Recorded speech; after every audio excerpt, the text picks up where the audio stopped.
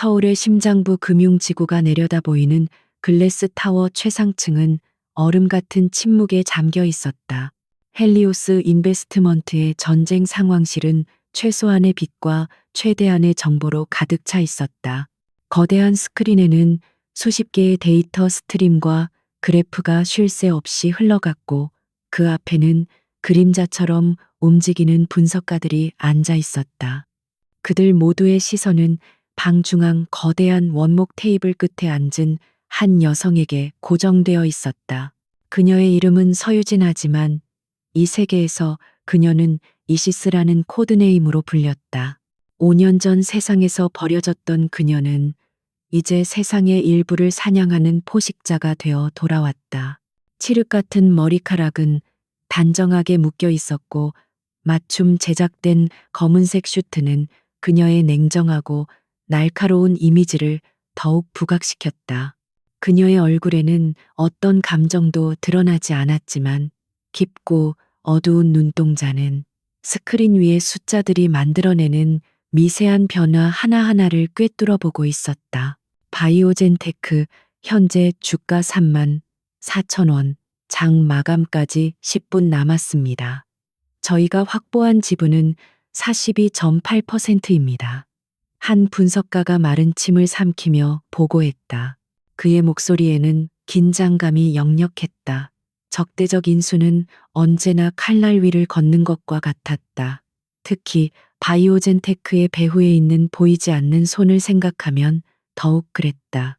하지만 이시스 서유진의 존재는 그 모든 불안감을 억누르는 강력한 힘을 가지고 있었다.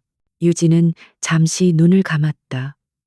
그녀의 머릿속에서는 복잡한 시뮬레이션이 수백만 번 반복되고 있었다. 상대에 가능한 모든 대응 시장의 변수, 그리고 그 모든 것을 뛰어넘는 단 하나의 결정. 그녀는 다시 눈을 떴을 때 그 눈빛은 이전보다 훨씬 더 차갑고 단단해져 있었다. 그녀는 나지막하지만 방 안의 모든 공기를 장악하는 목소리로 명령했다. 지금부터 남은 자금 전액 투입.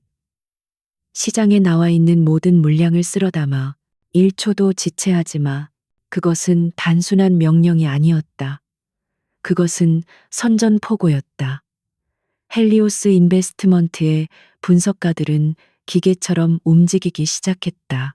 키보드를 두드리는 소리가 폭포수처럼 쏟아졌고 스크린 위의 숫자들이 미친 듯이 요동쳤다. 바이오젠 테크의 주가는 수직으로 치솟기 시작했다. 누군가 시장의 질서를 파괴하고 있었다. 그것은 약탈이었고 동시에 완벽하게 계산된 예술이었다. 유진은 그 모든 혼돈을 고요하게 지켜보았다. 그녀의 입가에 아주 희미한 거의 보이지 않는 미소가 스쳤다. 이것은 시작일 뿐이었다. 같은 시각 강남의 최고급 펜트하우스에서는 전혀 다른 세상이 펼쳐지고 있었다. 화려한 샹들리에 아래 대한민국의 정재기를 주무르는 인사들이 모여 웃음과 대화를 나누고 있었다. 이곳은 태아그룹의 황태자 강민혁의 세계였다. 최고급 와인과 음식, 그리고 그에게 아첨하는 사람들로 가득 찬 공간.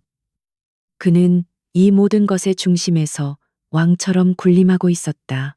완벽한 외모와 자신감 넘치는 태도는 그를 더욱 빛나게 만들었다.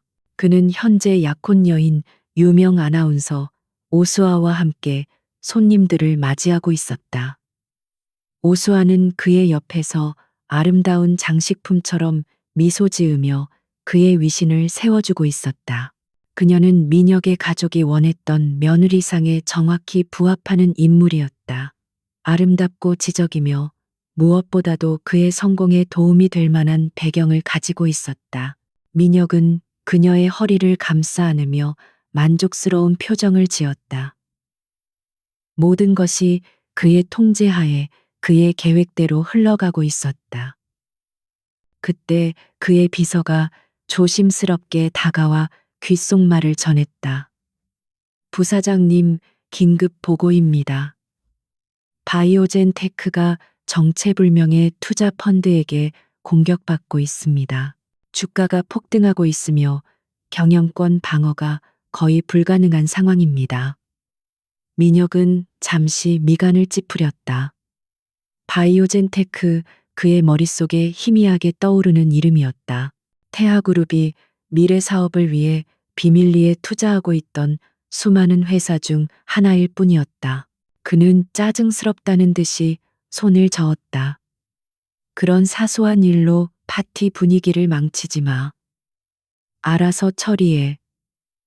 돈이 필요하면 얼마든지 쓰고, 감히 누구 건지 모르고 덤비는 하루 강아지들에게 본때를 보여줘. 그의 목소리에는 상대를 완전히 무시하는 오만함이 가득했다. 헬리오스 인베스트먼트라는 이름은 그의 귀에 들어오지도 않았다. 태아그룹이라는 거대한 성벽 앞에서 그까짓 작은 투자 펀드 하나쯤은 파도에 휩쓸리는 모래 아래 불과하다고 생각했다. 비서는 곤란한 표정을 지었지만 감히 그의 명령을 거역할 수는 없었다. 민혁은 다시 파티의 중심으로 돌아가 사람들과 어울렸다. 그의 머릿속에서 바이오젠 테크라는 이름은 금세 사라져버렸다. 하지만 그는 몰랐다. 그가 무시한 그 작은 파도가 그의 견고한 성을 송두리째 무너뜨릴 거대한 해일의 시작이라는 것을, 그리고 그 해일을 일으키는 자가 한때 그가 가장 하찮게 여기고 버렸던 바로 그 여자라는 사실을. 한편 태아그룹의 총수인 강 회장은 자신의 서재에서 바둑판을 내려다보고 있었다. 그는 민혁과 달랐다. 평생을 전쟁터 같은 재계에서 살아남은 노련한 사냥꾼이었다. 그는 아들의 파티에는 관심도 없었다. 그의 모든 신경은 오직 태하의 영원한 번영에만 집중되어 있었다. 그의 책상 위에도 바이오지겐 테크에 대한 보고서가 올라와 있었다. 그는 보고서를 천천히 읽어 내려갔다. 그의 눈빛이 점점 날카로워졌다. 헬리오스 인베스트먼트, 들어본 적 없는 이름이군. 그는 혼잣말을 했다. 보고서는 그들의 자금 출처와 운용 방식이 철저히 베일에 쌓여 있다고 적고 있었다.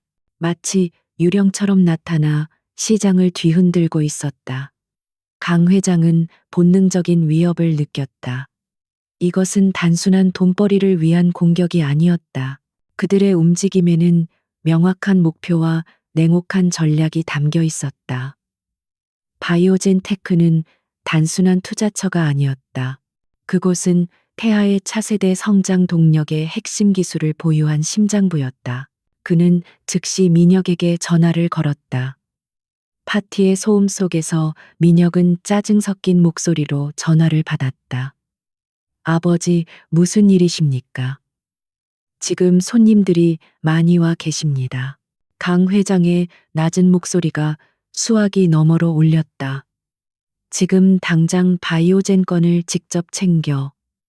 네가 생각하는 것만큼 간단한 문제가 아니다. 상대는 보통 내기가 아니야. 그들의 배후를 철저히 조사해. 누구든 감히 태아를 건드린 대가를 치르게 될 것이다. 아버지의 엄한 목소리의 민혁은 그제야 사태의 심각성을 어렴풋이 깨달았다. 그는 오수아에게 잠시 양해를 구하고 조용한 곳으로 이동했다. 그의 얼굴에서 여유로운 미소는 사라지고 태아의 후계자다운 냉정한 표정이 떠올랐다. 그는 비서에게 다시 전화를 걸어 훨씬 더 단호한 목소리로 명령했다. 가용할 수 있는 모든 자원을 동원해서 바이오젠 테크의 경영권을 방어해. 그리고 헬리오스라는 놈들이 어떤 놈들인지 샅샅이 파헤쳐. 먼지 하나까지 전부. 하지만 이미 때는 늦었다. 그가 명령을 내리는 바로 그 순간 금융시장의 전광판에는 장마감을 알리는 공시가 떴다.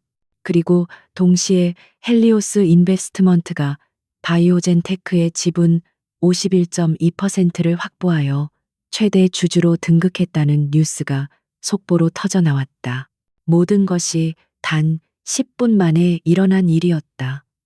민혁은 휴대폰 너머로 들려오는 보고를 들으며 망연자실한 표정을 지었다.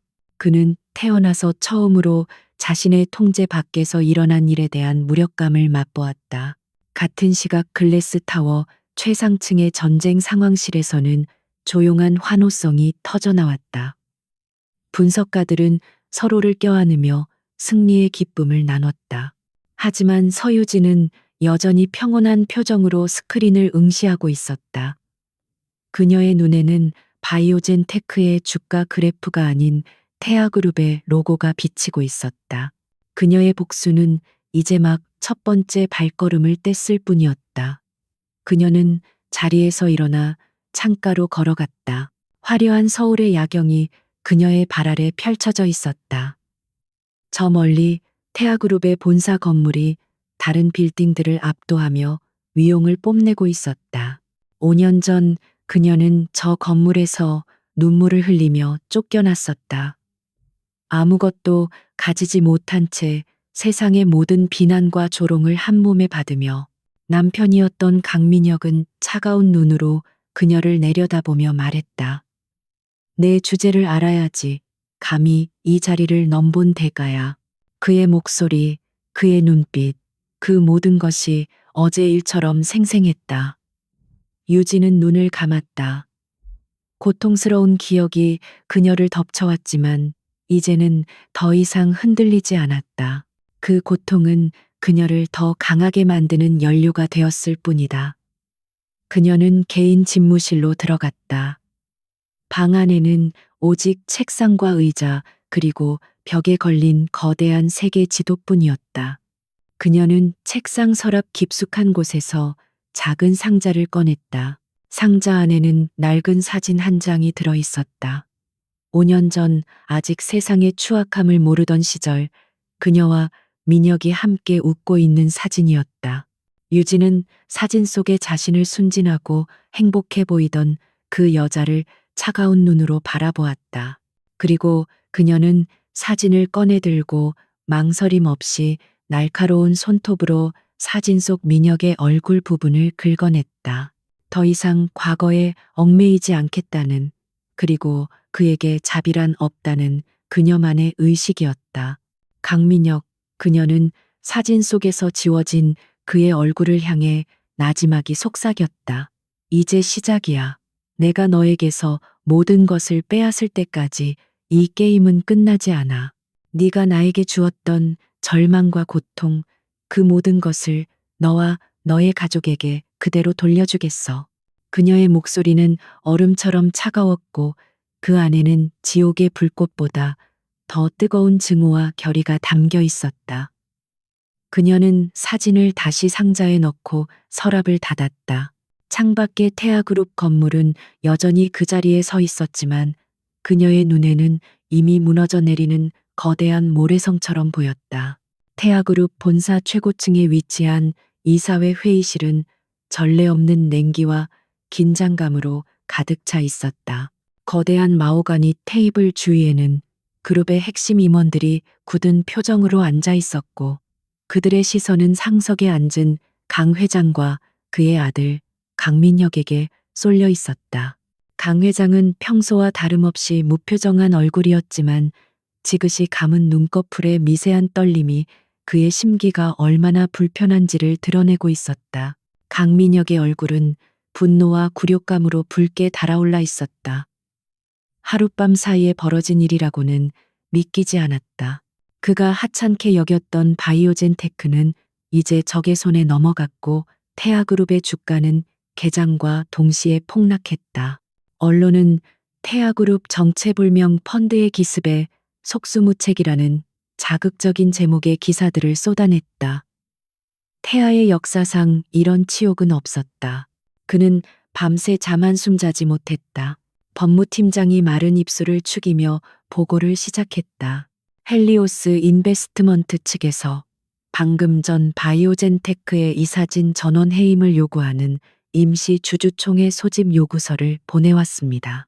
법적인 요건을 모두 갖추었기 때문에 저희로서는 막을 방법이 없습니다. 회의실 안의 공기가 더욱 무겁게 가라앉았다. 이것은 단순한 인수가 아니라 태아그룹의 심장부에 칼을 꽂겠다는 명백한 선언이었다. 민혁은 주먹을 꽉 쥐며 물었다. 그래서 그 헬리오스라는 놈들의 대표가 대체 누구야? 이름이 뭐야? 그의 목소리에는 살기마저 서려 있었다. 그는 그 오만한 자의 이름을 알아내어 재계에서 완전히 매장시켜버릴 작정이었다. 법무팀장은 잠시 망설였다. 그는 손에 든 서류를 내려다보았고 그 위에 적힌 이름을 몇 번이고 확인했다. 그리고 그는 고개를 들어 떨리는 목소리로 말했다. 서류에 서명한 대표의 이름은 서유진입니다. 순간 회의실의 모든 소음이 멎었다. 시간이 멈춘 것 같았다. 강민혁의 귀에는 서유진이라는 이름이 천둥처럼 울렸다. 그는 자신의 귀를 의심했다. 동명이인이겠지. 그럴 리가 없어. 그 여자일 리가. 그가 기억하는 서유진은 세상 물정 모르는 순진한 여자, 그의 그늘 아래서 조용히 그림처럼 살아가던 여자. 그리고 마지막에는 그가 버렸을 때 아무런 저항도 하지 못하고 무너져 내렸던 가련한 여자였다. 그의 혼란스러운 시선이 아버지에게 향했다. 강 회장의 얼굴은 이제 무표정이 아니었다. 그의 얼굴은 분노로 일그러져 있었다. 그는 테이블을 주먹으로 내리쳤다. 그 천박한 계집이 감히 그의 고함 소리가 회의실을 뒤흔들었다. 임원들은 모두 고개를 숙였다. 이제 모든 것이 명확해졌다. 이것은 비즈니스가 아니었다. 이것은 복수였다. 5년 전 그들이 가차없이 내쫓았던 여자가 복수의 칼날이 되어 돌아온 것이다. 민혁의 머릿속은 과거의 기억들로 산산조각 났다. 5년 전 아버지의 서재에서 불호령이 떨어졌던 그날 밤. 저런 근본도 없는 애를 우리 집안의 며느리로 들일 수는 없다. 네가 정리를 못하겠다면 내가 직접 나서겠다. 아버지는 서유진의 초라한 배경과 아무런 도움이 되지 않는 존재 가치를 거론하며 그를 압박했다. 그는 반박하지 못했다. 아니, 반박하지 않았다. 유진을 사랑했지만 그의 야망은 그 사랑보다 더 컸다. 기억은 또 다른 장면으로 넘어갔다. 최고급 한정식집 상견례 자리. 민혁의 어머니는 유진의 부모님이 안 계시다는 사실을 일부러 들추며 교양 있는 말투로 그녀에게 모욕을 주었다. 고아라니 참 안 됐구나. 그래도 예의범절은 제대로 배워야 할 텐데. 유진은 얼굴이 하얗게 질린 채 고개를 숙였다. 민혁은 그저 그녀의 손을 한번 잡아주는 것으로 자신의 역할을 다했다고 생각했다. 그는 그녀를 지켜주지 않았다. 태아그룹의 후계자라는 자리의 무게 앞에서 그녀는 너무나 가벼운 존재였다. 다시 현재 회의실의 차가운 현실이 그의 뺨을 때렸다. 그가 가볍게 여겼던 존재가 이제 태아 전체를 위협하는 거대한 폭풍이 되어 돌아왔다. 그는 이해할 수 없었다. 어떻게 그 돈은 다 어디서 났으며 어떻게 그런 무자비한 기업 사냥꾼이 되었단 말인가. 지난 5년간 그녀에게 무슨 일이 있었던 것일까. 그의 머릿속은 온통 의문으로 가득 찼지만 지금은 그것을 파헤칠 때가 아니었다. 강 회장은 어느새 냉정을 되찾았다. 평생을 전쟁터에서 살아온 노장의 눈빛이 번뜩였다. 모두 동요하지 마라. 고작 계집애 하나가 벌인 불장난일 뿐이다. 법무팀은 당장 서유진이라는 여자의 지난 5년간의 행적을 샅샅이 뒤져 돈에 출처 주변 인물 약점이 될 만한 것은 무엇이든 찾아내 뱀의 머리를 찾아내서 단번에 숨통을 끊어버릴 것이다. 그의 목소리는 차갑고 잔인했다. 그는 서유진을 다시 한번 이번에는 영원히 짓밟아버릴 생각이었다. 임원들은 일사불란하게 움직이기 시작했다. 회의실은 다시 태하그룹의 심장부다운 효율적인 전쟁 상황실로 변모했다. 하지만 민혁은 그들의 대화에 집중할 수 없었다. 그의 마음은 다시 한번 과거의 가장 어두운 기억 속으로 빠져들고 있었다. 그것은 그가 유진에게 이혼 서류를 내밀었던 날의 기억이었다. 그는 태아그룹의 고문 변호사가 조작한 거짓 증거들을 그녀의 앞에 던졌다. 유진이 회사의 기밀을 빼돌렸고 다른 남자와 부적절한 관계를 맺었다는 터무니없는 내용이었다. 이게 다 뭐예요? 유진은 떨리는 목소리로 물었다. 그녀의 눈에는 믿을 수 없다는 충격과 상처가 가득했다. 민혁은 차가운 눈으로 그녀를 내려다보며 말했다. 더 이상 변명은 듣고 싶지 않아. 넌 태하의 며느리가 될 자격이 없어. 이 집안의 수치야. 아니에요, 민혁 씨. 난 그런 적 없어요. 제발 내 말을 믿어줘요. 그녀는 그의 바짓가랑이를 붙잡고 애원했다. 하지만 그는 그녀의 손을 뿌리쳤다. 내 이름 부르지 마. 역겨우니까. 그의 마지막 말은 비수처럼 그녀의 심장에 밝혔다.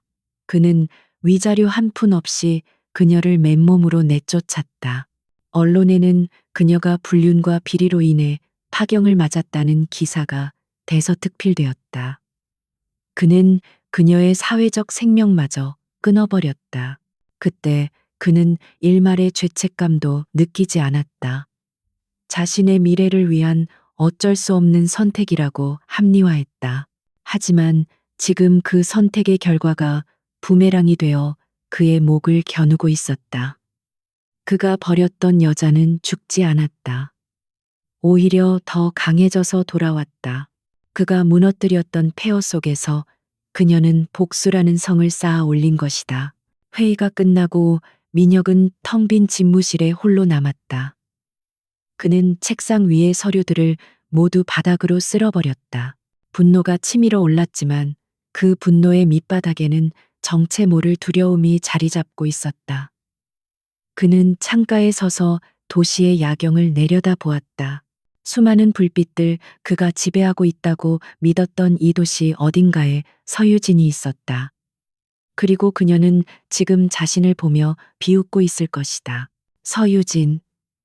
그는 증오의 찬 목소리로 그녀의 이름을 불렀다. 네가 감히 나를 상대로 이런 짓을 해. 그는 복수를 다짐했다. 이번에는 절대 실수는 없을 것이다. 그녀가 가진 모든 것을 빼앗고 그녀를 다시는 일어설 수 없는 나락으로 떨어뜨릴 것이다. 하지만 그의 결심 속에는 5년 전에는 없었던 한 가지 감정이 섞여 있었다. 그것은 바로 자신보다 더 강한 적을 만났을 때 느끼는 본능적인 공포였다. 그는 알지 못했다. 그가 이제 막 시작한 싸움은 이미 5년 전 그녀가 내쫓기던 그날부터 시작된 거대한 전쟁의 일부에 불과하다는 것을. 서유진의 전쟁은 조용하고 정밀하게 시작되었다. 그녀의 지휘 아래 헬리오스 인베스트먼트는 더 이상 바이오젠 테크와 같은 단일 목표에 집중하지 않았다. 이제 그들의 공격은 거미줄처럼 태아그룹 전체를 향해 뻗어나가고 있었다. 헬리오스의 상황실 스크린에는 태아그룹의 복잡한 지배 구조와 계열사 협력업체들의 관계도가 거대한 성운처럼 펼쳐져 있었다. 그곳은 강민혁에게는 권력의 상징이었겠지만 서유진의 눈에는 수많은 약점과 균열로 가득 찬 구조물에 불과했다. 다음 목표는 다원정밀입니다. 유진이 스크린의 한 지점을 가리키며 말했다. 다원정밀은 태아그룹의 수많은 협력업체 중 하나로 눈에 띄지 않는 작은 부품 회사였다. 하지만 유진은 알고 있었다. 그 작은 회사가 태아전자의 차기 플래그십 스마트폰 갤럭시 X의 핵심 부품인 초소형 카메라 모듈을 독점 공급하고 있다는 사실을. 그것은 그녀가 태아의 며느리였을 때 민혁의 서재에서 우연히 보았던 기밀 보고서를 통해 알게 된 정보였다. 헬리오스는 유령처럼 움직였다. 그들은 다원정밀의 최대 주주에게 은밀하게 접근하여 시장가의 2배가 넘는 가격을 제시하며 그의 지분을 모두 인수했다. 이 모든 과정은 단 이틀 만에 언론은 물론 태아그룹의 정보망에도 포착되지 않은 채 이루어졌다. 그리고 곧바로 다원정밀은 태아전자의 부품 공급을 중단하겠다고 통보했다. 갤럭시 X의 출시가 불과 한 달도 남지 않은 시점이었다. 이 소식은 강민혁에게 또 다른 충격이었다. 그는 처음에는 분노했다. 감히 일개 부품업체가 태아에게 등을 돌리다니. 그는 즉시 다원정밀을 시장에서 퇴출시키겠다고 으름장을 놓았다. 하지만 그의 협박은 통하지 않았다. 다원정밀의 새로운 주인인 헬리오스는 이미 태아전자의 가장 큰 경쟁사인 글로벌 기업 아폴로테크와 독점 공급 계약을 체결한 후였다. 이제 태아는 부품 공급처를 잃었을 뿐만 아니라 자신들의 핵심 기술이 경쟁사의 손에 넘어갈 위기에 처한 것이다. 민혁은 뒤늦게 사태의 심각성을 깨닫고 다원정밀을 되찾기 위해 막대한 자금을 쏟아부으려 했지만 헬리오스는 그를 비웃기라도 하듯 모든 협상을 거부했다. 결국 태아전자는 플래그십 스마트폰의 출시를 무기한 연기할 수밖에 없었다. 이 소식이 전해지자 태아전자의 주가는 곤두박질 쳤고 그룹 전체의 신뢰도에 금이 가기 시작했다. 첫 번째 균열은 그렇게 아주 작은 곳에서부터 시작되었다. 서유진의 공격은 여기서 멈추지 않았다. 그녀는 태아그룹의 또 다른 약점, 즉 강씨 일가의 내부 분열을 공략했다. 그녀는 익명의 제보자인 척 언론사의 강민혁과 그의 사촌이자 태아건설의 전무인 강성준 사이의 갈등을 암시하는 정보를 흘렸다. 강성준은 능력은 있었지만 항상 민혁에게 밀려 2인자에 머물러야 했던 인물로 야심과 불만이 가득했다. 가십거리에 불과했던 소문은 유진이 제공한 몇 가지 구체적인 증거들로 인해 걷잡을 수 없이 커져나갔다. 그룹의 중요한 프로젝트에서 민혁이 성준의 공을 가로챘다는 내용, 두 사람이 사적인 자리에서 심하게 다투었다는 목격담 등이 기사화되었다. 강민혁은 기자회견을 자청하여 모든 것이 사실무근이라고 부인했지만 그의 격앙된 태도는 오히려 소문을 기정사실로 만드는 역효과를 낳았다. 내부의 적은 외부의 적보다 더 무서운 법이다. 강성준은 이 기회를 놓치지 않았다. 그는 자신을 동정하는 이사들을 규합하여 이번 경영위기의 책임을 물어 민혁을 견제하기 시작했다. 태아그룹 이사회는 조용히 두 개의 파벌로 나뉘어 서로를 물어뜯기 시작했다. 강 회장은 아들과 조카의 유치한 싸움에 분노했지만 한번 시작된 균열은 쉽게 봉합되지 않았다. 견고해 보였던 제국은 안에서부터 썩어 들어가고 있었다. 강민혁은 혼란에 빠졌다. 사방에서 터져나오는 문제들을 해결하느라 정신이 없었다. 그는 이 모든 공격이 서유진이라는 단 한 명의 머리에서 나오고 있다는 사실을 상상조차 하지 못했다. 그는 이것들을 각각 별개의 위협으로 간주하고 그때그때 주먹구구식으로 대응했다. 그의 방식은 언제나 똑같았다. 돈과 권력으로 찍어 누르는 것. 하지만 이번에는 그 방식이 통하지 않았다. 상대는 그의 모든 움직임을 예측하고 한 발 앞서 그의 길을 차단하고 있었다. 유진은 마치 체스 마스터처럼 태아라는 거대한 체스판 위에서 말들을 움직이고 있었다. 그녀가 벌인 건설업계의 출혈 경쟁은 사실 태아건설을 무너뜨리기 위함이 아니었다. 그것은 태아그룹의 유동 자금을 건설 부문에 묶어두기 위한 교란 작전이었다. 그 덕분에 민혁은 태아전자의 위기를 수습하고 헬리오스의 다음 공격에 대비할 실탄을 확보하지 못하고 있었다. 민혁은 매일 밤 악몽에 시달렸다. 꿈속에서 서유진은 차가운 얼굴로 그를 내려다보며 말했다. 넌 아무것도 지킬 수 없어. 그는 소리를 지르며 잠에서 깨어났고 식은 땀으로 흠뻑 젖은 자신을 발견하곤 했다. 그의 오만함은 서서히 공포로 변해가고 있었다. 그는 난생 처음으로 패배라는 것을 경험하고 있었다. 결국 사태는 강 회장이 직접 나서는 지경에 이르렀다. 그는 자신의 집무실로 민혁을 불렀다. 집무실의 공기는 얼음장처럼 차가웠다. 강 회장은 아무 말 없이 한참 동안 아들을 노려보았다. 그의 눈빛은 실망과 분노로 가득 차 있었다. 민혁은 감히 고개를 들지 못했다. 멍청한 놈.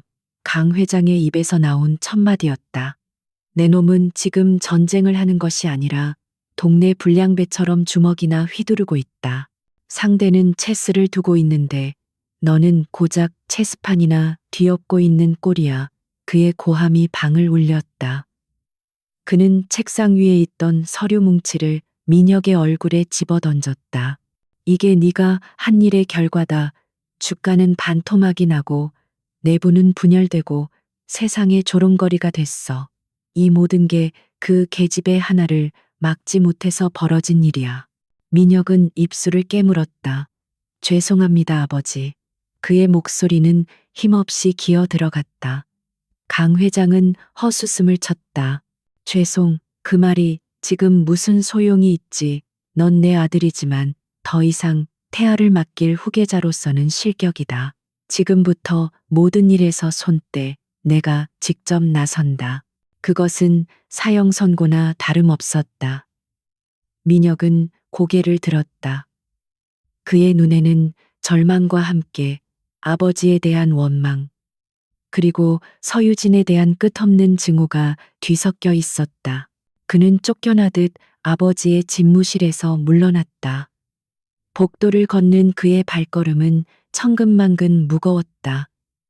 그는 이제야 깨달았다. 서유진은 단순히 복수를 하는 것이 아니었다. 그녀는 그가 가진 모든 것을 체계적으로 그리고 아주 고통스러운 방식으로 파괴하고 있었다. 그녀는 그가 가장 소중하게 생각했던 것들, 즉 그의 능력에 대한 자부심, 아버지의 인정, 그리고 태아그룹의 후계자라는 지위까지 모두 빼앗아 가고 있었다. 그는 자신이 그녀를 얕보았던 것이 얼마나 치명적인 실수였는지를 뼈저리게 느끼고 있었다. 공포는 이제 싸늘한 확신이 되어 그의 심장을 옥죄어 왔다. 그는 이 싸움에서 지고 있었다. 서유진의 복수가 개인적인 원한을 넘어선 거대한 전쟁으로 변모하고 있었다. 그녀는 혼자 싸우지 않았다. 그녀는 태아라는 거대한 골리앗에게 짓밟였던 또 다른 다윗들을 찾아 나섰다. 그녀의 다음 행선지는 낡고 허름한 인쇄소였다. 잉크와 종이 냄새가 가득한 그곳에서 그녀는 평생을 인쇄업에 바친 백발의 노인 윤상호 사장을 만났다. 그는 한때 태아그룹의 모든 인쇄물을 도맡아 하던 충실한 협력업체 사장이었다. 윤 사장은 씁쓸한 미소를 지으며 낡은 앨범을 넘겼다. 태아가 지금처럼 커지기 전부터 함께 일했지. 강 회장이 젊었을 땐 나를 형님이라고 부르기도 했어. 하지만 태아가 커지자 모든 것이 변했다. 태아는 단가를 후려치고 어음을 남발했으며 결국에는 윤 사장의 회사가 가진 핵심 기술만 빼앗은 뒤 하루아침에 거래를 끊어버렸다. 윤 사장은 회사를 잃었고 평생 모은 재산과 명예를 모두 잃었다. 그런 거대 기업을 상대로 우리가 뭘 할 수 있겠소. 윤 사장은 체념한 듯 말했다. 그의 눈에는 깊은 절망이 서려 있었다. 유진은 그의 앞에 작은 USB 하나를 조용히 내려놓았다. 여기에는 사장님뿐만 아니라 태아에게 똑같은 방식으로 당한 다른 중소기업들의 명단과 증거 자료가 들어 있습니다. 혼자서는 약하지만 우리가 함께라면 이야기는 달라집니다. 유진의 눈빛에는 흔들림 없는 확신이 담겨 있었다. 그녀는 돈이나 권력을 약속하지 않았다. 그녀가 약속한 것은 오직 하나, 정의였다. 그녀는 윤 사장뿐만 아니라 태아 바이오의 핵심 신약 기술을 도둑맞고 연구실에서 쫓겨난 비운의 과학자 태아 건설의 불법 하도급 관행 때문에 부도를 맞은 건설업자, 그리고 강 회장의 비자금을 관리하다 모든 죄를 뒤집어쓰고 쫓겨난 전직 비서까지 태아의 그늘에 가려진 피해자들을 하나둘씩 규합했다. 그들은 처음에는 모두 서유진을 의심했다. 또 다른 거대한 힘에 이용당하는 것이라 생각했다. 하지만 유진은 진심으로 그들의 이야기에 귀를 기울였고 그들이 겪은 고통에 공감했다. 그녀가 내미는 손에는 어떤 계산도 없었다. 오직 태아라는 공동의 적을 무너뜨리겠다는 순수한 목표만이 존재했다. 서서히 잊혀졌던 사람들의 마음에 작은 불씨가 피어오르기 시작했다.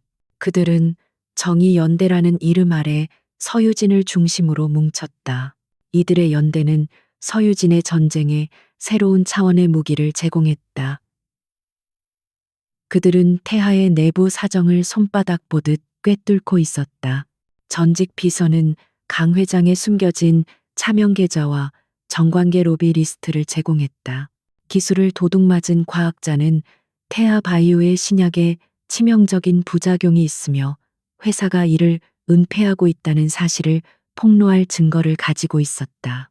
그들이 가져온 정보 조각들은 헬리오스의 상황실에서 거대한 그림으로 맞춰지고 있었다. 태아 제국의 심장부를 겨눌 수 있는 치명적인 비수였다. 한편 모든 권한을 박탈당한 강민혁은 무력감과 분노 속에서 하루하루를 보내고 있었다. 그는 아버지에게 자신의 능력을 증명하고 서유진을 제 손으로 짓밟기 위해 독자적인 행동에 나섰다. 그는 합법적인 정보기관이 아닌 뒷골목의 흥신소를 고용해 서유진의 뒤를 밟게 했다. 그녀의 일거수일투족을 감시하고 그녀를 무너뜨릴 약점을 찾아내려 혈안이 되었다. 하지만 서유진은 만만한 상대가 아니었다. 그녀는 이미 자신에게 닥칠 모든 위협을 예상하고 있었다. 민혁이 고용한 미행원들은 번번이 그녀를 놓쳤고 오히려 그녀가 설치한 덫에 걸려 그들의 배우가 강민혁이라는 사실만 노출하고 말았다. 유진은 그가 보내온 하수인들을 비웃으며 그의 조급함과 어리석음을 즐기고 있었다. 내부의 적을 찾지 못한 민혁의 의심은 점점 더 광적으로 변해갔다. 그는 자신의 주변에 있는 모든 사람을 의심하기 시작했다. 오랫동안 자신을 보좌해온 충직한 비서, 어린 시절부터 함께한 친구이자 회사 동료, 심지어는 약혼 여인 오수아까지 그의 의심의 눈초리를 피할 수 없었다. 그의 사무실에서는 매일같이 고성이 오갔고 그의 편집증적인 행동에 충성스럽던 부하 직원들도 하나둘씩 등을 돌리기 시작했다. 그의 광기는 결국 최악의 실수로 이어졌다. 그는 그룹의 재물을 총괄하는 최 이사가 서유진과 내통하고 있다는 성급한 결론을 내렸다. 최 이사는 강 회장의 시절부터 30년간 태아에 몸담아온 원로였다. 민혁은 아무런 구체적인 증거도 없이 공개적인 임원회의에서 최 이사를 스파이로 몰아세우며 모욕을 주었다. 당신이 감히 내 뒤에서 그 여자와 놀아나. 최 이사는 충격과 배신감에 얼굴이 하얗게 질렸다. 그는 자신의 결백을 주장했지만 이성을 잃은 민혁의 귀에는 아무것도 들리지 않았다. 결국 최 이사는 그 자리에서 해임되었고 30년간의 헌신은 불명예스러운 퇴장으로 끝났다. 이 사건은 태아그룹 내부에 엄청난 파장을 일으켰다. 이제 누구도 강민혁을 위해 일하려 하지 않았다. 그는 완벽하게 고립되었다. 스스로 만든 감옥에 갇힌 외로운 폭군이 된 것이다. 같은 시각 서유진은 자신의 비밀 아지트에서 정의연대의 핵심 멤버들과 함께 회의를 하고 있었다. 그들의 아지트는 태아의 화려한 사무실과는 정반대로 소박하지만 뜨거운 열정과 신뢰로 가득 차 있었다. 벽에 걸린 거대한 화이트보드에는 태아그룹의 비리들이 거미줄처럼 얽혀 있었고 그 중심에는 강 회장의 이름이 붉은색으로 적혀 있었다. 강민혁이 스스로 무너지고 있습니다. 우리가 예상했던 것보다 더 빠르게 헬리오스의 정보 분석팀장이 보고했다. 최 이사 해임 건은 그들에게 예상치 못한 행운이었다. 유진은 잠시 생각에 잠겼다. 그녀는 민혁의 이런 어리석은 행동을 예측하고 있었다. 오만하고 의심 많으며 궁지에 몰리면 이성을 잃는 그의 성격을 그녀만큼 잘 아는 사람은 없었다. 윤 사장이 걱정스러운 얼굴로 물었다. 이제 어떻게 할 생각입니까? 태아의 숨통을 끊을 증거는 충분히 모였습니다. 유진은 화이트보드를 바라보았다. 그곳에는 수많은 사람들의 눈물과 고통이 담겨 있었다. 이것은 더 이상 그녀 혼자만의 복수가 아니었다. 바람이 모이고 있습니다. 그녀가 나지막이 말했다. 태풍이 되기 전에 우리가 먼저 바람을 일으켜야 합니다. 가장 아픈 곳을 단 한 번에.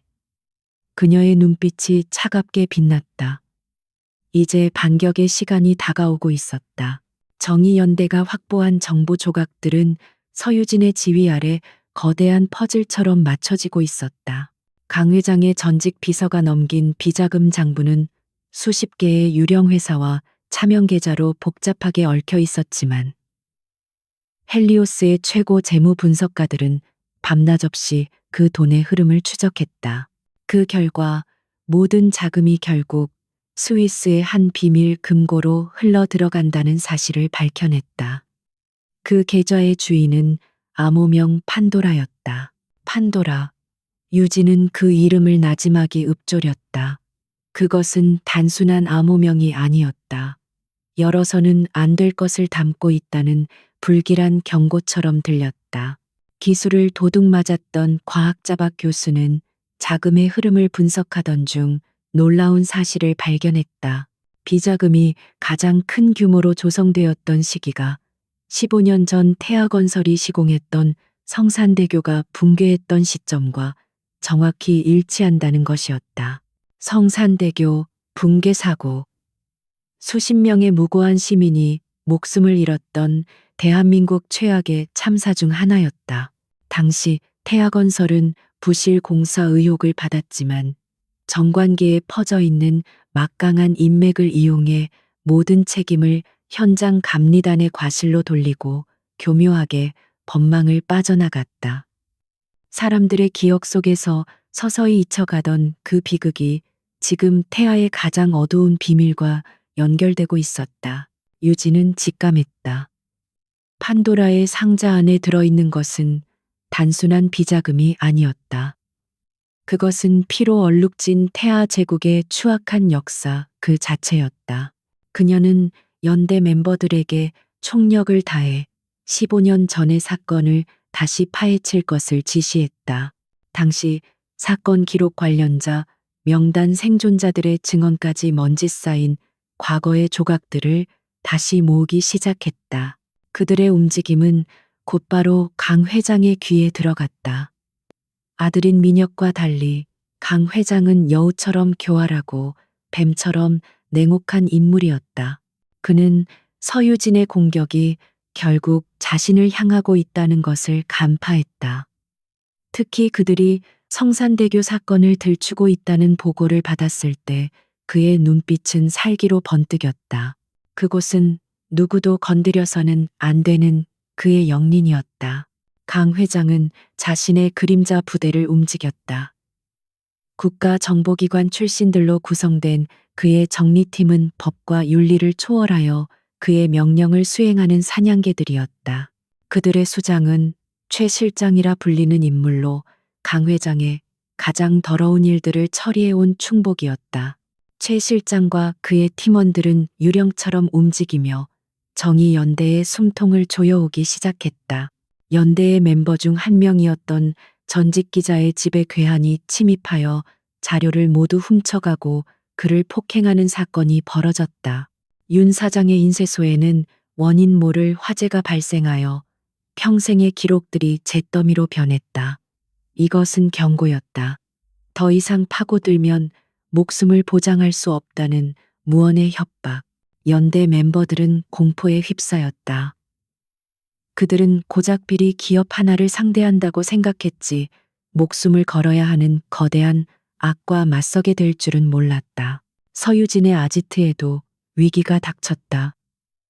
헬리오스의 철벽 같은 보안 시스템이 정체불명의 해킹 공격을 받았다. 분석 결과 공격의 근원지는 국가기관 수준의 최첨단 기술을 사용하는 곳으로 밝혀졌다.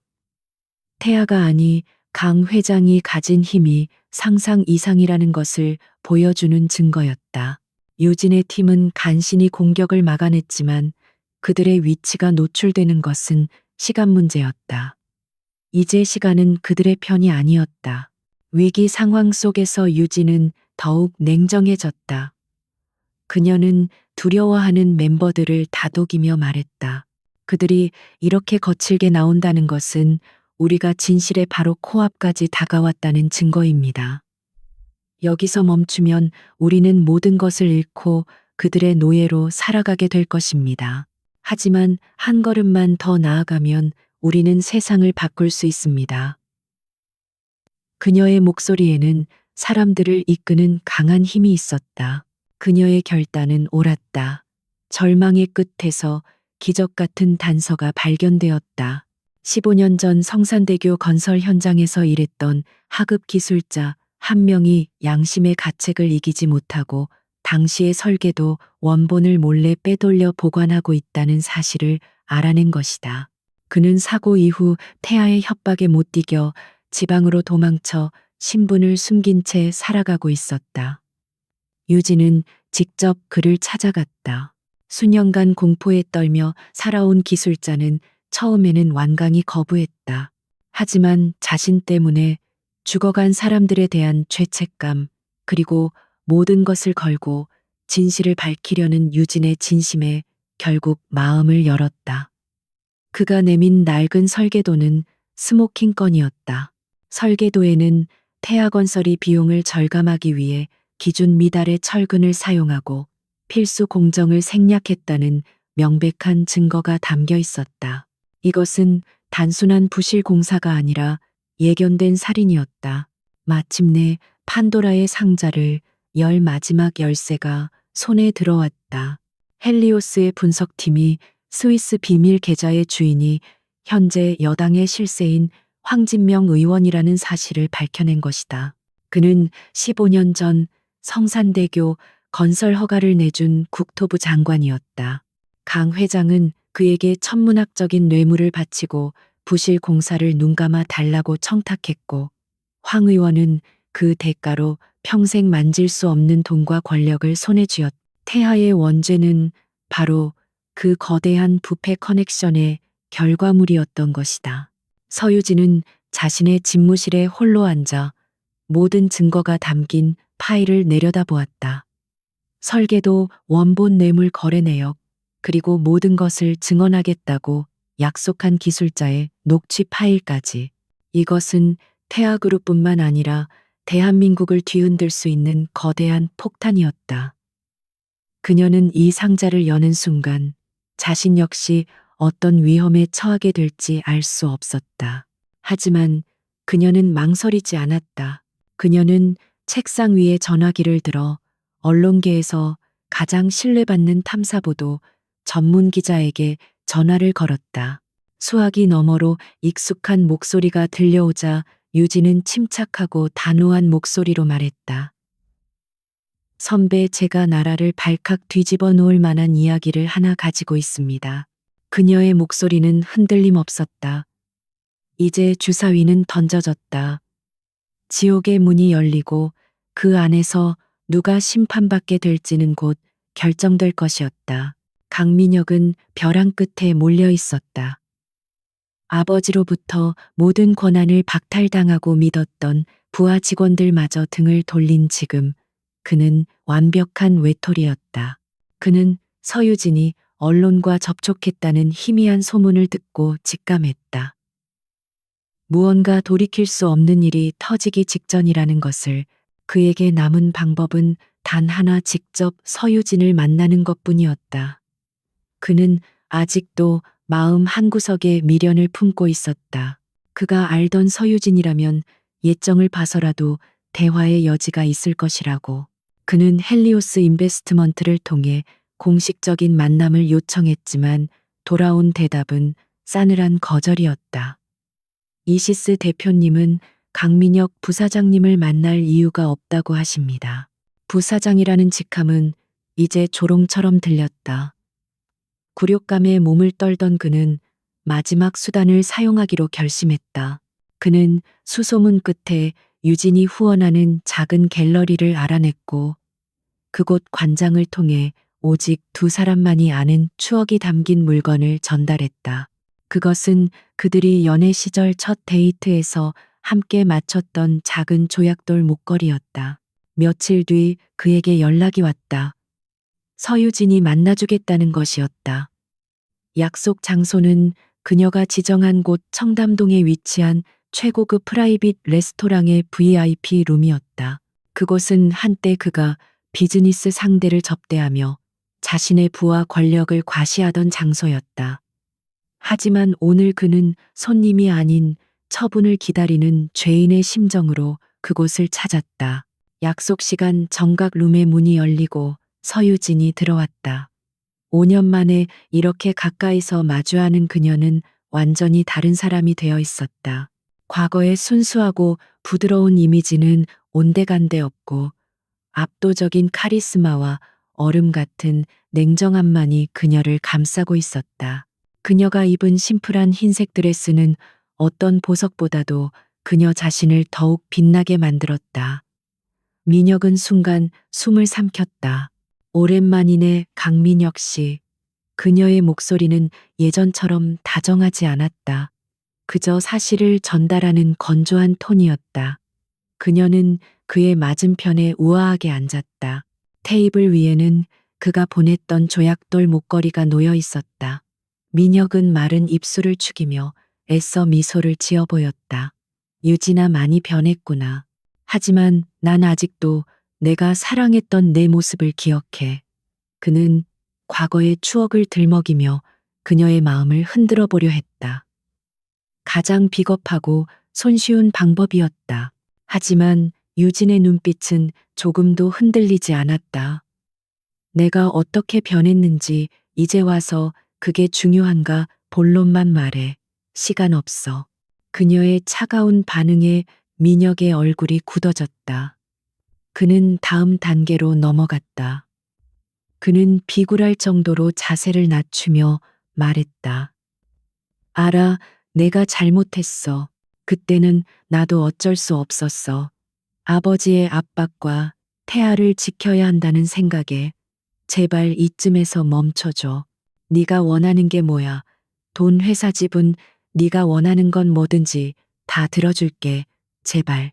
그의 애원은 처절했지만 유진의 귀에는 소음처럼 들릴 뿐이었다. 그녀는 피식 웃었다. 그 웃음에는 경멸이 담겨 있었다. 돈 강민혁 씨. 당신은 아직도 세상을 돈으로만 보는군.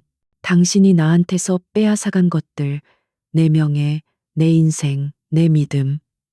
그게 돈으로 계산이 된다고 생각해 그녀는 테이블 위에 목걸이를 집어들었다. 그리고 이런 가짜는 물건으로 내 마음을 돌릴 수 있을 거라고 생각했다니. 당신의 오만함은 여전하구나. 그녀는 목걸이를 아무렇지 않게 테이블 아래 휴지통으로 던져버렸다. 민혁의 얼굴에서 핏기가 가셨다. 그의 마지막 희망이 그들의 유일했던 순수한 추억이 쓰레기통에 버려지는 순간이었다. 그의 애원이 통하지 않자 그의 본성이 드러나기 시작했다. 그는 분노에 찬 목소리로 위협했다. 서유진, 네가 지금 누구를 상대로 싸우고 있는지 잊은 모양이군. 아버지가 잠시 나를 맡고 있지만 태아는 여전히 내 거야. 내가 마음만 먹으면 너 같은 건. 그의 말이 채 끝나기도 전에 유진이 그의 말을 잘랐다. 당신 같은 건. 그녀는 자리에서 일어났다. 그리고 테이블 너머로 몸을 숙여 그의 눈을 똑바로 응시하며 속삭였다. 강민혁 씨 거울 좀 봐. 지금 당신은 아버지가 던져준 뼈다귀나 기다리는 개신새일 뿐이야. 나를 짓밟겠다고 당신은 이미 아무 힘도 없어.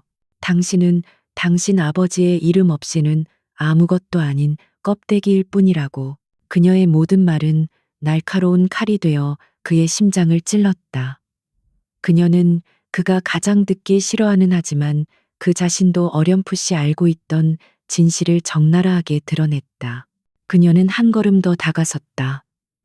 당신이 나를 버리고 지키려 했던 그 모든 것들 내가 하나씩 다 부서뜨려 줄게.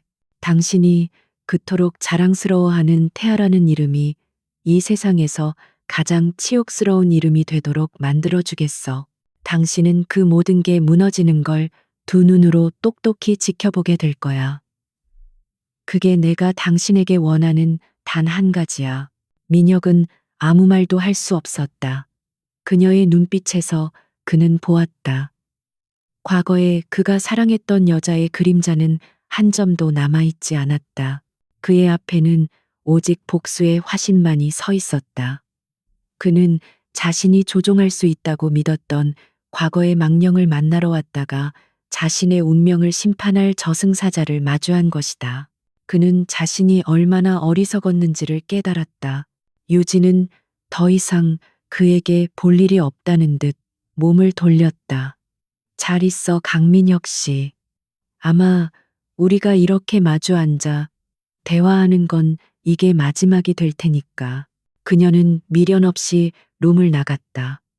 쾅하고 닫히는 문소리는 마치 민혁의 운명에 내려진 사형 선고처럼 울렸다. 그는 한참 동안 그 자리에 망연자실하게 앉아 있었다. 분노, 굴욕, 그리고 그의 영혼을 잠식하는 깊은 공포. 그는 이 게임에서 선수가 아니라 가장 먼저 희생될 장기말에 불과했다는 것을 이제야 깨달았다. 모든 것이 끝이었다. 서유진과 강민혁의 마지막 만남이 있고 며칠 뒤 대한민국은 거대한 폭풍에 휩싸였다. 그 시작은 신뢰도 높은 탐사보도 프로그램 진실의 창에서 터져나온 단독 보도였다. 태아그룹 강 회장 수조원대 비자금 조성 의혹. 방송은 헬리오스가 제공한, 그러나 출처는 철저히 숨겨진 명백한 증거 자료들을 공개했다. 수십 개의 유령 회사를 통한 자금 세탁 과정, 해외 조세 피난처에 숨겨진 비밀 계좌 내역까지. 이것은 단순한 의혹 제기가 아니었다. 태아 제국의 심장을 겨눈 정밀 타격이었다. 보도가 나가자마자 여론은 들끓었다. 국민들은 대한민국을 대표하는 기업의 추악한 이면에 분노했고, 청와대 국민청원 게시판에는 강 회장의 구속과 태아그룹에 대한 전면적인 세무조사를 요구하는 글이 쇄도했다. 정치권과 검찰도 더 이상 침묵할 수 없었다. 금융감독원은 즉시 특별조사팀을 꾸렸고, 검찰은 태아그룹 본사에 대한 압수수색 영장을 청구했다. 태아그룹의 주가는 날개 없는 추락을 시작했다. 개장과 동시에 하한가를 기록했고 연이어 거래 정지 조치가 내려졌다.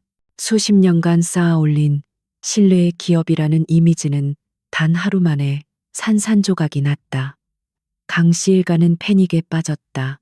강 회장의 저택과 태아그룹 본사는 24시간 내내 기자들과 시위대에 포위되었다. 그들이 믿었던 견고한 성은 이제 불타는 아수라장이 되어 있었다. 서유진이 계획했던 대로 내부의 균열은 걷잡을 수 없이 커졌다. 강민혁의 사촌인 강성준 전무는 이 기회를 놓치지 않았다. 그는 긴급 이사회를 소집하여 이번 사태의 책임을 물어 강 회장의 퇴진을 요구했다. 그룹을 살리기 위해서는 회장님께서 모든 것을 내려놓으셔야 합니다. 그의 선동에 동조하는 이사들이 하나둘씩 늘어났다. 평생을 충신으로 여겼던 자들이 이제는 하이에나처럼 달려들어 그의 자리를 넘보고 있었다. 강 회장은 사면초가에 몰렸다. 그는 수십 년간 수많은 위기를 겪어온 노련한 승부사였지만 이번만큼은 달랐다. 상대는 그의 모든 것을 꿰뚫어보고 가장 아픈 곳만 골라 공격하고 있었다. 그는 자신의 서재에 칩거한 채 맹수처럼 으르렁거렸다. 하지만 분노만으로는 이 위기를 해결할 수 없었다. 그에게는 희생양이 필요했다. 이 모든 비난의 화살을 대신 맞아줄 방패, 그리고 대중의 분노를 잠재울 재물이. 그의 차가운 시선은 단 한 사람에게로 향했다. 바로 그의 아들 강민혁이었다. 이미 경영 능력에 대한 불신과 오만한 행동으로 그룹 내에서 입지를 잃은 아들. 그리고 무엇보다도 자신이 얼마든지 통제하고 버릴 수 있는 유일한 카드. 강 회장은 비정할 정도로 냉철한 결단을 내렸다.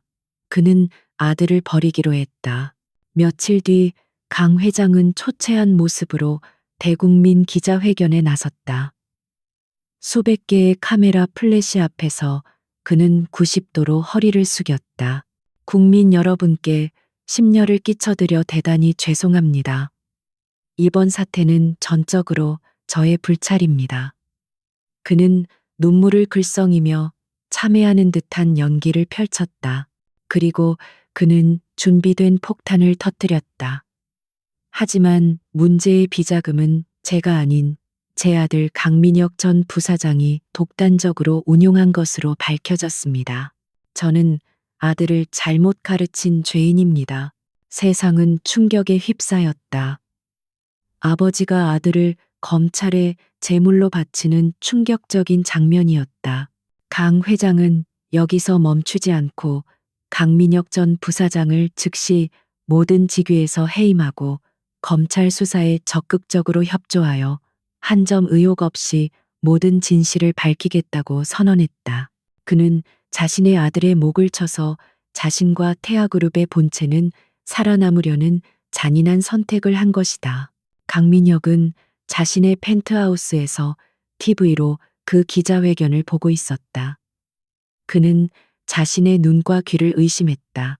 세상에서 가장 존경하고 두려워했던 아버지가 자신을 배신하는 순간이었다. 화면 속 아버지는 슬픔에 잠긴 비극의 주인공을 연기하고 있었지만 그의 눈에는 아들을 향한 일말의 미안함도 없었다. 민혁은 온몸의 피가 차갑게 식는 것을 느꼈다. 그는 버려졌다. 아버지에게 그리고 태아에게. 기자회견이 끝나자마자 검찰 소환장이 그의 집으로 날아들었다. 이제 그는 태아그룹의 황태자가 아니라 대한민국 전체의 공공의적 파렴치한 비리 경영인이 되어 있었다. 그가 서유진에게 예언했던 그대로 그는 모든 것을 잃었다. 아니, 빼앗겼다. 그를 나락으로 밀어넣은 것은 서유진이었지만 그의 등에 마지막으로 칼을 꽂은 것은 바로 그 자신의 아버지였다. 그는 허탈하게 웃었다. 웃음소리는 어느새 울음으로 변해 있었다. 같은 시각 서유진은 자신의 집무실에서 똑같은 장면을 지켜보고 있었다. 그녀의 얼굴에는 어떤 표정의 변화도 없었다. 모든 것이 그녀의 시나리오대로 흘러가고 있었다. 그녀는 강 회장이 자신의 아들을 방패막이로 내세울 것이라는 것을 정확히 예측하고 있었다. 그것이 바로 평생을 자신의 왕국을 지키기 위해 살아온 그 폭군의 방식이었으니까. 그녀의 진짜 목표는 처음부터 강민혁이 아니었다. 그는 그저 에피타이저에 불과했다. 그녀가 노리는 것은 바로 태아라는 제국의 머리강 회장이었다. 비자금 스캔들은 그를 고립시키고 그가 가장 신뢰하는 무기 가족을 스스로 버리게 만들기 위한 미끼였다. 이제 강 회장은 아들을 희생시켜 위기를 넘겼다고 안도하고 있을 것이다. 자신이 안전하다고 믿고 있을 것이다. 바로 그때가 진짜 칼을 뽑아 그의 심장을 꿰뚫을 순간이었다. 유진은 진실의 창 기자에게 다시 전화를 걸었다. 수화기 너머의 기자는 흥분을 감추지 못하고 있었다. 이시스 대표님, 정말 대단합니다. 대한민국이 뒤집어졌습니다. 유진은 차분한 목소리로 말했다.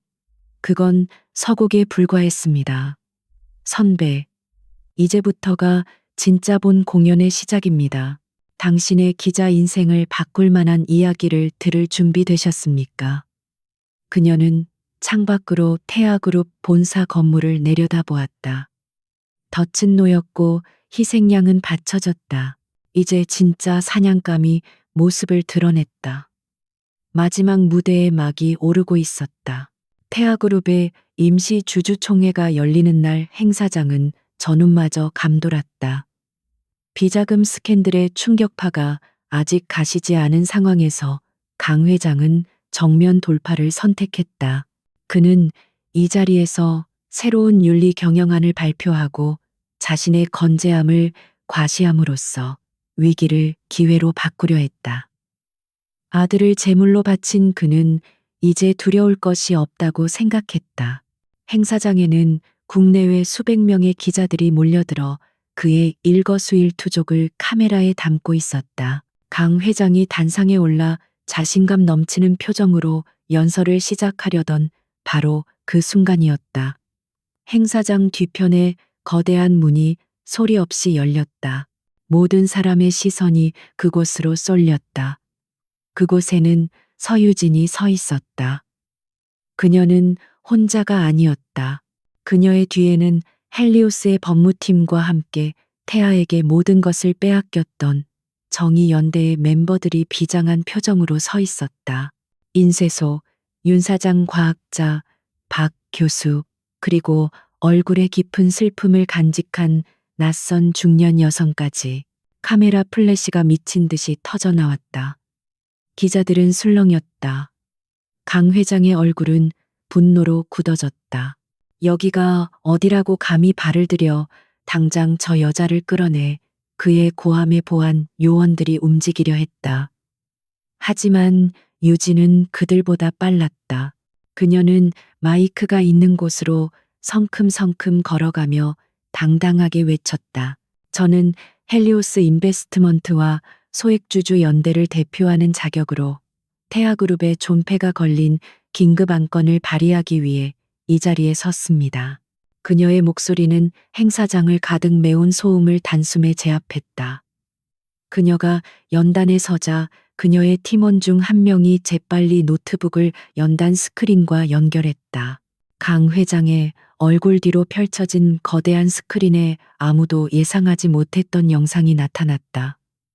그것은 15년 전 비극적으로 무너져 내린 성산대교의 처참한 모습이었다. 행사장은 충격적인 정적에 휩싸였다. 15년 전 오늘 이 다리 위에서 수십 명의 사람들이 목숨을 잃었습니다. 당시 시공사였던 태아건설은 이 비극을 단순한 안전사고로 결론지었습니다. 유진의 차가운 목소리가 울려 퍼졌다. 스크린에는 당시 태아건설이 제출했던 설계도와 정의연대가 찾아낸 진짜 설계도 원본이 나란히 비교되어 나타났다. 누가 보아도 명백하게 비용 절감을 위해 철근을 절반 가까이 빼돌린 증거였다. 이어서 신분을 숨긴 채 살아왔던 당시 현장 기술자의 영상 증언이 재생되었다. 그는 눈물을 흘리며 태아 측의 협박에 못 지겨 부실 공사에 가담하고 진실을 은폐할 수밖에 없었다고 고백했다. 그리고 결정적인 증거강 회장이 당시 국토부 장관이었던 황진명 의원에게 거액의 뇌물을 건네는 장면이 담긴 CCTV 영상과 비밀 장부가 스크린을 가득 채웠다. 판도라의 상자가 전 국민이 지켜보는 앞에서 완전히 열려버린 것이다. 행사장은 아비규환에 빠졌다. 주주들은 경악했고 기자들은 이 역사적인 순간을 타전하기 위해 미친 듯이 움직였다. 강 회장은 온몸이 굳은 채 스크린에 비친 자신의 범죄 행각을 망연자실하게 바라보고 있었다. 그의 모든 계획, 모든 연극이 물거품이 되는 순간이었다. 유진은 얼어붙은 강 회장에게 다가가 마이크를 통해 그에게 마지막 심판을 내렸다. 강경원 회장, 당신은 당신의 탐욕을 위해 무고한 사람들을 죽음으로 내몰았습니다. 그리고 그 피 묻은 돈으로 당신의 제국을 건설하고 당신의 아들을 희생시켜 그 죄를 덮으려 했습니다. 그녀는 잠시 숨을 골랐다. 그녀의 시선은 객석에 앉아있던 한 중년 여성을 향했다. 그녀는 15년 전 사고로 남편과 아들을 동시에 잃은 유가족 대표였다. 당신이 죽인 것은 그들뿐만이 아닙니다. 남겨진 가족들의 삶과 희망, 그리고 이 사회의 정의까지 모두 죽인 것입니다. 이제 그 죗값을 치를 시간입니다. 유진의 선언이 끝나기 무섭게 행사장 문이 다시 한번 활짝 열렸다. 이번에 들어온 것은 특검팀 소속 검사와 수사관들이었다. 그들은 망설임 없이 단상으로 직진하여 강 회장의 앞을 가로막았다. 강경환 씨, 당신을 성산대교 붕괴 사건 관련 업무상 과실치사, 특정 경제범죄, 가중처벌법상 뇌물공여 및 횡령 혐의로 긴급 체포합니다. 검사가 차가운 목소리로 체포영장을 낭독했다. 수사관들이 다가와 강 회장의 양팔을 붙잡고 그의 손에 차가운 수갑을 채웠다. 대한민국 재계의 황제로 군림하던 그의 시대가 끝나는 순간이었다. 그제야 정신을 차린 강 회장은 이성을 잃고 발악했다. 그의 눈은 핏발이 선 채 오직 서유진만을 향해 있었다. 내년이, 이 천하의 개 같은 년이 감히 그의 추악한 욕설이 행사장에 울려 퍼졌지만 이제 그의 말을 들어주는 사람은 아무도 없었다. 그는 질질 끌려나가며 마지막까지 유진을 향해 저주를 퍼부었다. 유진은 그 모습을 아무런 표정 없이 그저 고요하게 지켜볼 뿐이었다. 강 회장이 끌려나가자 행사장은 잠시의 정적 끝에 거대한 함성으로 뒤덮였다. 그것은 분노와 환희, 슬픔과 안도가 뒤섞인 기묘한 외침이었다. 정의연대의 멤버들은 서로를 부둥켜 안고 눈물을 흘렸다. 15년간 가슴 속에 묻어두었던 한과 슬픔이 터져 나온 것이다. 유진은 그들의 곁으로 다가가 조용히 어깨를 다독여 주었다. 그녀의 얼굴에는 승자의 희열이 아닌 길고 길었던 싸움을 끝낸 자의 깊은 피로와 숙연함이 서려 있었다. 정의는 실현되었다. 가장 시끄럽고 가장 완전한 방식으로 세상의 법정이 아닌 모든 국민이 지켜보는 대중의 법정에서 마지막 심판이 내려진 것이다. 강 회장의 체포는 단순한 한 기업 총수의 몰락이 아니었다. 그것은 대한민국 사회 전체를 지탱하던 거대한 기둥 하나가 무너져 내리는 신호탄이었다. 주주총회장에서 터져나온 진실은 다음날 모든 신문과 방송의 헤드라인을 장식했다. 태아그룹 피 묻은 다리 위에 세워진 부패 제국. 강 회장 일가의 추악한 민낯 국민은 분노했다. 태아라는 이름은 이제 성공의 상징이 아닌 탐욕과 부패, 살인의 동의어가 되어버렸다. 태아 제국의 붕괴는 예상보다 훨씬 빠르고 처참했다. 검찰의 대대적인 압수수색과 함께 강 씨 일가의 모든 자산은 동결되었다. 수십 년간 쌓아 올린 부는 신기루처럼 사라졌다. 협력업체들은 연쇄적으로 등을 돌렸고 금융권은 일제히 대출금 회수에 나섰다. 주식시장에서는 태아그룹 관련 주식들이 휴지 조각으로 변해갔다.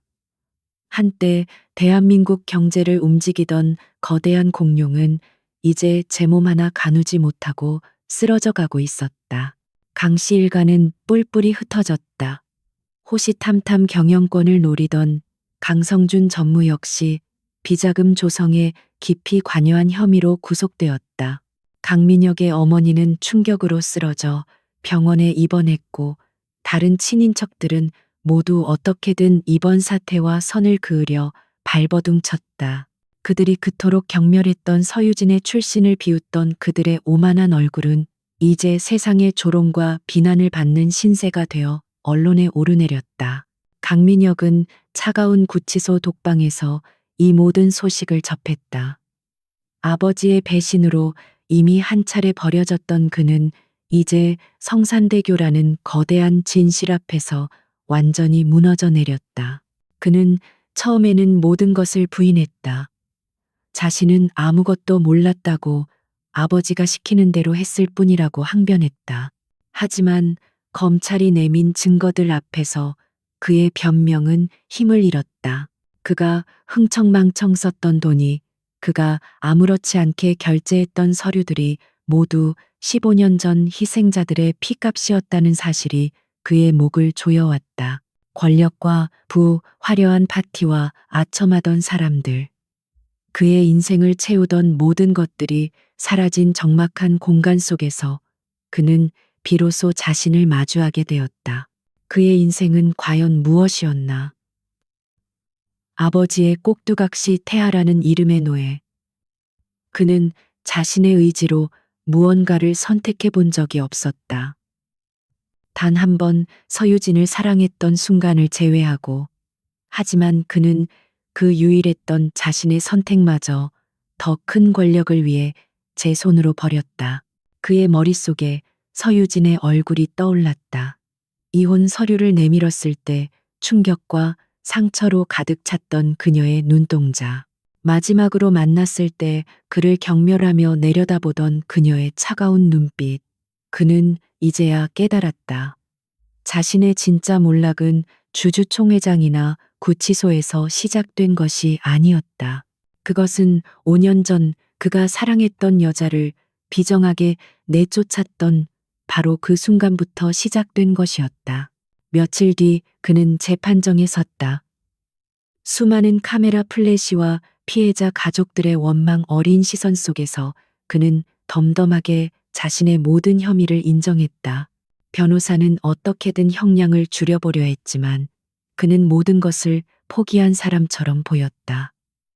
재판이 진행되는 동안 그는 방청석에 앉아 있는 서유진의 모습을 보았다. 그녀는 그를 보고 있지 않았다. 그녀의 시선은 오직 증인석에 앉아 눈물을 흘리는 성산대교 유가족들을 향해 있었다. 그 순간 민혁은 알 수 없는 감정에 휩싸였다. 그것은 증오도 원망도 아니었다. 차라리 깊은 패배감에 가까웠다.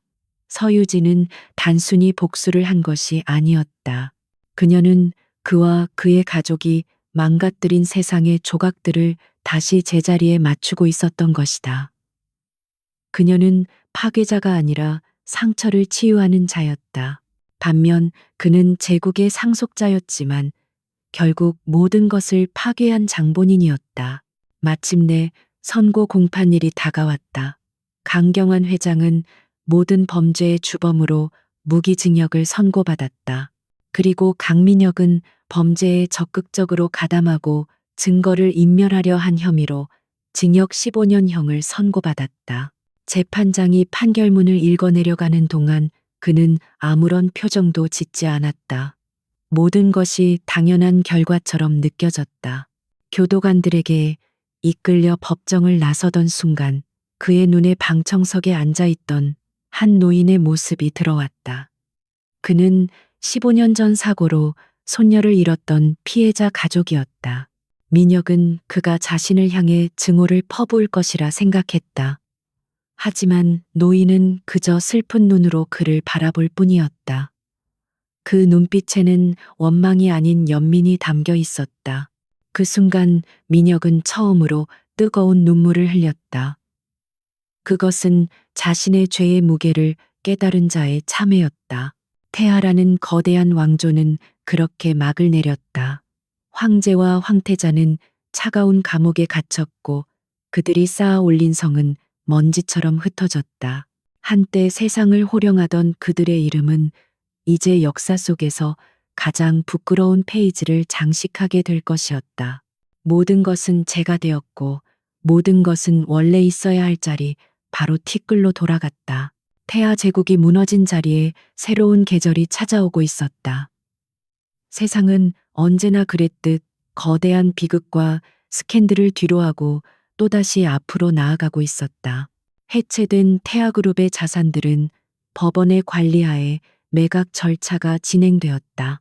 사람들은 서유진과 헬리오스 인베스트먼트가 가장 큰 승자가 되어 태아의 자산들을 헐값에 집어삼킬 것이라 예상했다. 하지만 그녀의 선택은 모두의 예상을 뛰어넘는 것이었다. 서유진은 승자의 권리를 행사하는 대신 책임 있는 해결사의 역할을 자처했다. 그녀는 헬리오스의 자금과 자신의 모든 영향력을 동원하여 태아그룹 해체 과정에서 발생할 수 있는 피해를 최소화하는 데 집중했다. 그녀의 첫 번째 조치는 성산희망재단의 설립이었다. 태아의 은닉 재산과 강씨 일가의 사재를 환수하여 조성된 이 재단은 성산대교 붕괴 사고 피해자 유가족들과 태아의 갑질로 고통받았던 다른 피해자들에게 평생 동안의 생계와 의료, 교육을 지원하기 위해 만들어졌다. 정의연대의 멤버들은 이제 이 재단의 주요 이사진이 되어 자신들과 같은 아픔을 겪은 이웃들을 돕는 새로운 삶을 시작했다. 과학자 박 교수는 재단의 지원을 받아 자신의 이름을 건 신약 연구소를 세웠고, 인쇄소 윤 사장은 최첨단 설비를 갖춘 사회적 기업의 대표가 되어 청년들을 고용했다. 서유진은 복수를 통해 악을 심판했을 뿐만 아니라 그 폐허 위에서 새로운 희망의 씨앗을 심고 있었던 것이다. 그녀는 또한 수만 명에 달하는 태아그룹의 직원들이 하루아침에 직장을 잃지 않도록 그룹의 건실한 계열사들이 정상적인 기업으로 독립할 수 있도록 지원을 아끼지 않았다. 그녀는 기업 사냥꾼이 아니라 상처 입은 경제 생태계를 되살리는 유능한 설계자였다. 사람들은 비로소 그녀의 진짜 목적이 파괴가 아닌 창조에 있었다는 것을 깨닫기 시작했다. 복수의 여신 이시스는 점차 잊혀지고 희망의 건축가 서유진이라는 새로운 이름이 사람들의 입에 오르내렸다. 어느 날 그녀의 비서가 작은 편지 한 통을 건넸다. 교도소에서 온 편지였다. 발신인은 강민혁이었다.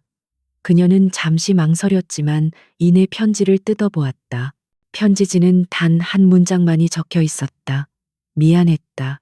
그 짧은 문장 속에는 그가 평생 동안 내뱉지 못했던 수많은 감정들이 담겨 있는 듯했다. 유진은 편지를 조용히 접어 서랍에 넣었다. 그녀의 마음은 더 이상 그로 인해 흔들리지 않았다. 증오도 연민도 아니었다.